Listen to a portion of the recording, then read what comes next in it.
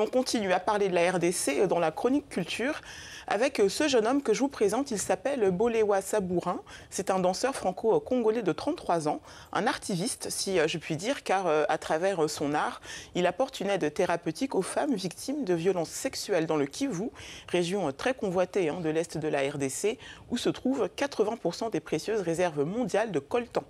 Avec son projet Recréation, il aide donc ces femmes à exorciser leur traumatisme et surtout à reprendre le pouvoir sur leur corps.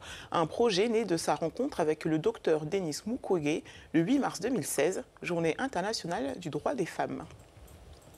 Le docteur disait que ces femmes, par le biais de la danse, par le biais du chant, arrivaient ainsi à exprimer leurs difficultés, plus que par les thérapies dites un peu occidentales. Et donc Recréation est le fruit donc, de notre association qui s'appelle Loba. Loba en lingala, ça veut dire parle, exprime-toi. Et donc du coup, quand le docteur a exprimé ça, forcément ça a fait tilt entre Loba et le docteur Denis Mukwege et la fondation Panzi qui a donné le projet Recréation. Donc Recréation, c'est se recréer, c'est leur permettre justement de se reconstruire, mais c'est aussi la récréation aussi. On joue aussi avec ce jeu de mots quand on le voit écrit, la récréation, c'est le moment du plaisir, le moment où on va sortir un peu des difficultés. La danse comme outil de résilience, un moyen de ne pas sombrer. Et si Bolewa en est convaincu, c'est que lui-même, dans son parcours assez chaotique, il est toujours revenu à la danse pour chasser ses vieux démons et a été, comme il aime le dire, son premier cobaye. La danse a été et est toujours ma boussole et mon outil de résilience, ce qui me permet, lorsque j'ai des colères, lorsque j'étais au fond du trou, comme on dit, c'est la danse qui m'a permis de m'en sortir. Donc forcément, quand le docteur a prononcé ces mots, moi ça a fait tilt avec mon histoire et avec mon parcours et avec justement la danse comme outil thérapeutique. Quelques mois après sa rencontre avec le docteur Mukwege, Bolewa et son équipe s'envolent pour la RDC à la rencontre des femmes de la fondation Panzi. Âgées entre 16 et 17 ans, elles ont déjà été réparées physiquement. Reste maintenant à s'occuper du mental, nous explique le jeune danseur. Je comprenais ce besoin aussi de ces personnes qui ont besoin d'être entendues, mais qui n'ont pas les mots. Donc il faut passer par un autre chemin. Du coup, c'est comment arriver aux mots, mais en passant d'abord par un autre chemin qui est le corps.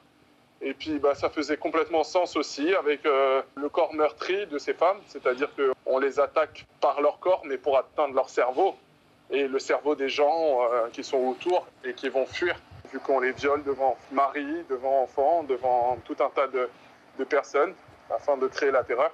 La réponse de l'autre côté, c'est créer le bonheur par leur danse et par le corps, qui va leur permettre de se reconstruire. L'association Loba veut aller encore plus loin en exportant le modèle Recréation. Des personnes, oui, qui m'ont appelé de Colombie, de Syrie. Il y a des gens qui sont meurtris aussi en Centrafrique. Là où les femmes n'ont pas cette culture de l'expression de soi par les mots, soit parce que la pression sociale, le patriarcat, la culture ne s'y prête pas, soit parce que juste c'est trop dur d'y mettre des mots. Mais notre modèle que l'on construit, l'exporter là où on a besoin et en fait former des personnes qui vont adapter cette méthode à leur culture, leurs environnements, à leur musique, à leur danse, à leur manière de parler, à leur langage. Si demain je ne suis plus à la tête du projet, je veux qu'il puisse continuer sans moi, c'est ce qu'affirme Bolewa. Pour ce faire, l'association a besoin aujourd'hui de financement. Le danseur a publié une autobiographie, un récit de vie coécrit avec le journaliste Bala Fofana. La rage de vivre raconte son parcours sans filtre, un moyen pour financer, capter l'audience et puis surtout ouvrir des portes pour la gloire du projet.